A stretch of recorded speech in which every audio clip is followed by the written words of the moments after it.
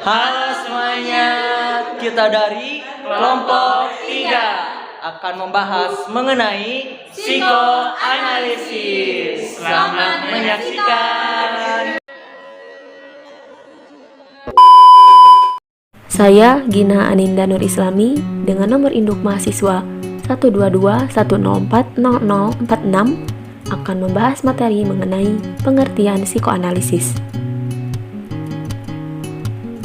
Psikoanalisis adalah salah satu teori yang membahas tentang hakikat dan perkembangan bentuk kepribadian yang dimiliki oleh manusia. Unsur utama dalam teori ini adalah motivasi, emosi, dan aspek kepribadian lainnya. Dasar teori psikoanalisis adalah mengasumsikan bahwa kepribadian akan mulai berkembang saat terjadi konflik-konflik dari aspek-aspek psikologis itu sendiri. Gejala tersebut biasanya terjadi pada anak-anak atau usia dini. Psikoanalisis adalah cabang ilmu yang dikembangkan oleh Sigmund Freud sebagai studi fungsi dan perilaku psikologis manusia. Sebagai aliran psikologi, psikoanalisis banyak berbicara mengenai kepribadian, khususnya dari segi struktur, dinamika, dan perkembangan. Secara umum, psikoanalisis diartikan sebagai ilmu yang mempelajari tentang bagian-bagian terpenting dari manusia, yang mencakup struktur manusia, sikap manusia, perilaku manusia, serta interaksi manusia itu sendiri. Perkenalkan, nama saya Muhammad Muzakir Ramadhani dengan NIM 12210400076. Di sini saya akan menjelaskan sedikit mengenai teori kepribadian menurut Sigmund Freud. Menurut Freud, ada 3 komponen yang membentuk kepribadian seseorang, yaitu id, ego, dan superego. Interaksi dan konflik antara 3 komponen tersebutlah yang menciptakan kepribadian seseorang. Ego adalah keadaan sadar, id adalah ketidaksadaran, dan superego adalah kerangka moral atau etika yang mengatur bagaimana ego beroperasi. Lebih jelasnya lagi, Freud berpendapat kalau id adalah bagian primitif dan instingtual dari pikiran yang berisi dorongan seksual dan agresif serta ingatan tersembunyi. Sementara itu, superego beroperasi sebagai kesadaran moral dan ego adalah bagian realistis yang memediasi antara keinginan dari id dan superego. Yang pertama, id. Id adalah komponen kepribadian yang primitif dan naluriah. Id adalah bagian dari ketidaksadaran yang berisi semua dorongan dan impuls, termasuk apa yang disebut libido, sejenis energi seksual umum yang digunakan untuk segala sesuatu mulai dari naluri bertahan hidup hingga apresiasi seni.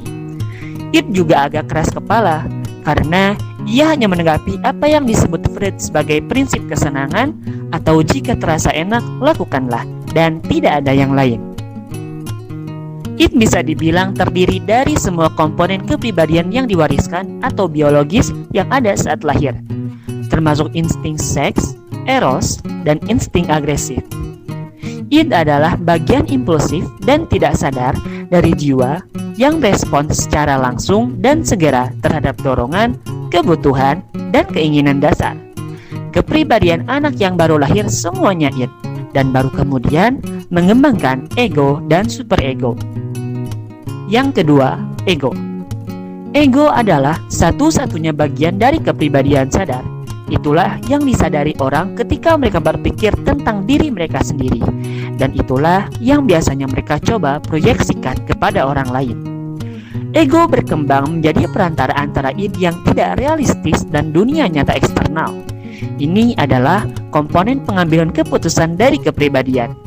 Idealnya, ego bekerja dengan akal, sedangkan id kacau dan tidak masuk akal.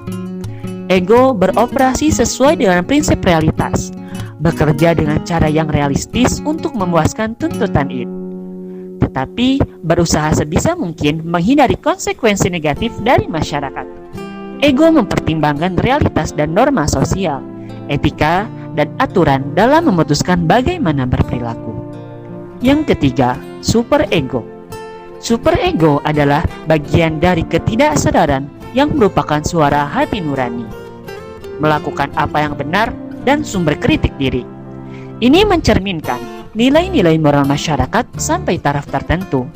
Seseorang terkadang sadar akan moralitas dan etikanya sendiri-sendiri. Tetapi, superego berisi sejumlah besar kode atau larangan yang dikeluarkan sebagian besar secara tidak sadar. Fungsi superego adalah untuk mengontrol impuls id, terutama yang dilarang oleh masyarakat, seperti seks dan agresi. Ini juga berfungsi memujuk ego untuk beralih ke tujuan moralistik daripada hanya realistis dan berjuang untuk kesempurnaan. Memahami teori kepribadian dapat membantu kita memahami preferensi diri sendiri dan orang lain, serta fakta bahwa preferensi bisa berbeda.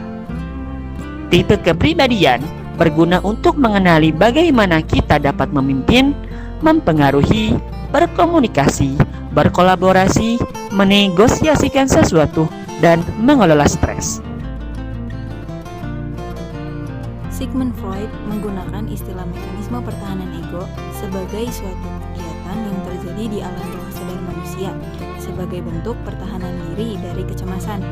Mekanisme pertahanan ego berupaya melindungi diri dari ancaman eksternal yang timbul dari kecemasan internal dalam diri manusia. Menurut Freud, mekanisme pertahanan ego sebagai strategi yang digunakan individu untuk mencegah kemunculan terbuka dari dorongan-dorongan das Es maupun untuk menghadapi tekanan das Über-Ich atas das Ich. Dengan tujuan, kecemasan yang dialami individu dapat dikurangi atau diredakan. Berikut ini 7 macam mekanisme pertahanan ego yang menurut Sigmund Freud umum dijumpai. Yang pertama, ada represi. Represi yaitu mekanisme yang dilakukan ego untuk meredakan kecemasan dengan cara menekan dorongan-dorongan yang menjadi penyebab kecemasan tersebut ke dalam ketidaksadaran. Yang kedua, ada sublimasi. Sublimasi adalah mekanisme pertahanan ego yang ditunjukkan untuk mencegah atau meredakan kecemasan dengan cara mengubah dan menyesuaikan dorongan primitif das Es yang menjadi penyebab kecemasan ke dalam bentuk tingkah laku yang bisa diterima dan bahkan dihargai oleh masyarakat. Yang ketiga, ada proyeksi. Proyeksi adalah pengalihan dorongan, sikap, atau tingkah laku yang menimbulkan kecemasan kepada orang lain. Yang keempat, ada displacement. Displacement adalah pengungkapan dorongan yang menimbulkan kecemasan kepada objek atau individu yang kurang berbahaya dibanding individu semula. Yang kelima, rasionalisasi. Rasionalisasi menuju kepada upaya individu memutarbalikkan kenyataan. Dalam hal ini, kenyataan yang mengancam ego melalui dalih tertentu yang seakan-akan masuk akal. Rasionalisasi sering dibedakan menjadi dua, yaitu sour grape technique dan sweet orange technique. Yang keenam, ada pembentukan reaksi. Pembentukan reaksi adalah upaya mengatasi kecemasan karena individu memiliki dorongan yang bertentangan dengan norma, dengan cara berbuat sebaliknya. Yang terakhir ada regresi. Regresi adalah upaya mengatasi kecemasan dengan bertingkah laku yang tidak sesuai dengan tingkat perkembangannya. Yo guys, balik lagi bersama saya Muhammad Rafli Firdaus dengan nomor induk mahasiswa 12210400077 yang akan membahas mengenai tahap-tahap perkembangan kepribadian menurut Mamang Freud. Nih. Baik, kita langsung ke materi. Nah, setelah tadi dijelaskan oleh teman-teman saya mengenai psikoanalisis, bukan maksud kita menganalisis seseorang depan mukanya ya. Nah, jadi kalian sudah tahu kan apa itu psikoanalisis? Nah, pada kali ini saya akan membahas mengenai tahapan perkembangan kepribadian psikoanalisis menurut Sigmund Freud. Jadi, Freud ini membagi perkembangan kepribadian menjadi 3 tahapan, yakni tahap infantil 0 sampai 5 tahun.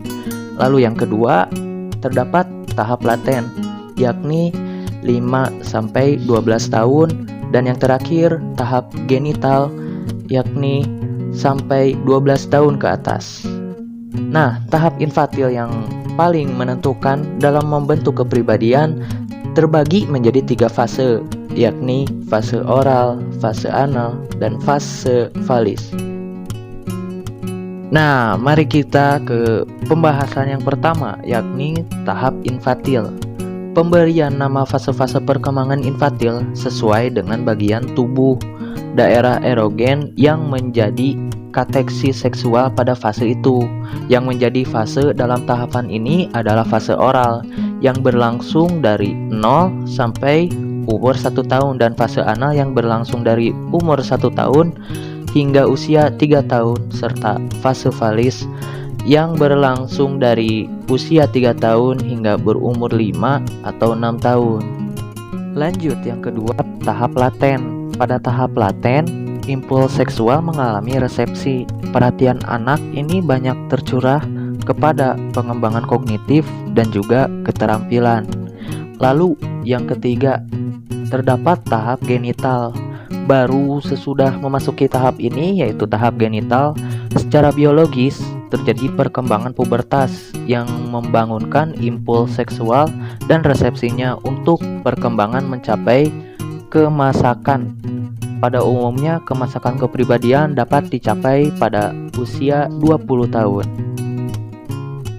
Nah, setelah kita mengetahui tahapan-tahapan perkembangan kepribadian, mari kita lanjut ke fase-fase perkembangan. Nah, adapun yang pertama yakni fase oral dari usia 0 sampai 1 tahun. Pada fase ini, mulut merupakan daerah pokok aktivitas dinamik atau daerah kepuasan seksual yang dipilih oleh insting seksual. Makan atau minum pun menjadi sumber kenikmatannya. Ya, seperti kita menikmati makanan kita, mungkin makanan seblak, atau kita sambil meminum minuman teh poci gitu kan, itu terasa sangat nikmat ya.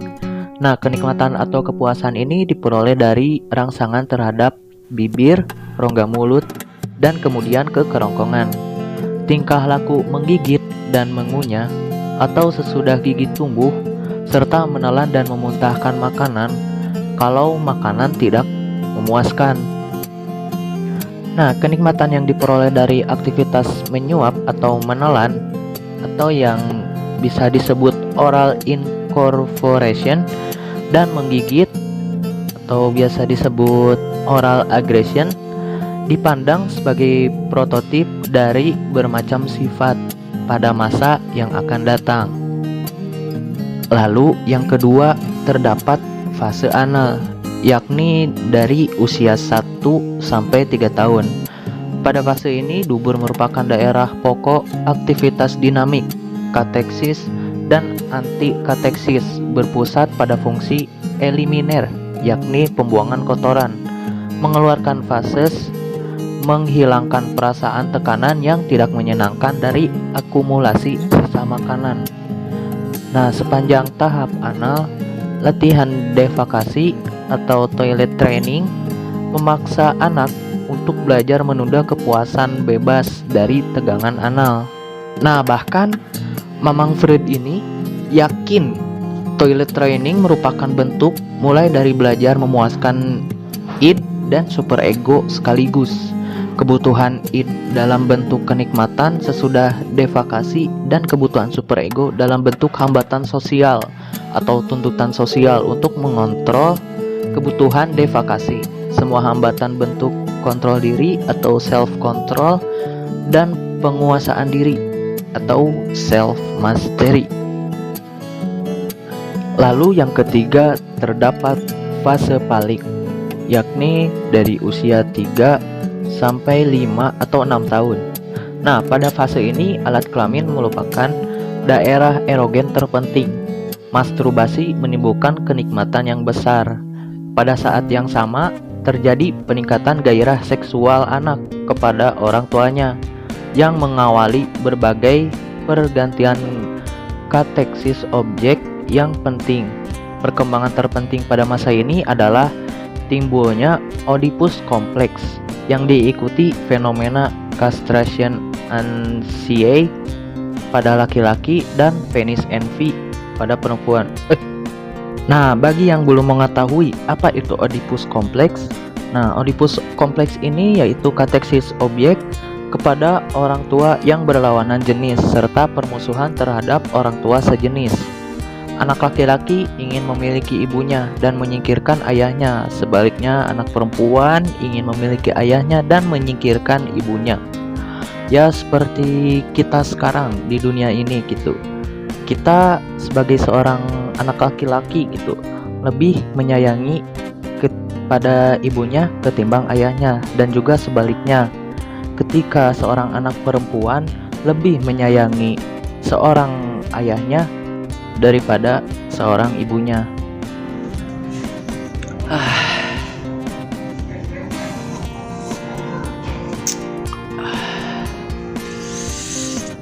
Mungkin cukup sekian pembahasan dari kelompok kami.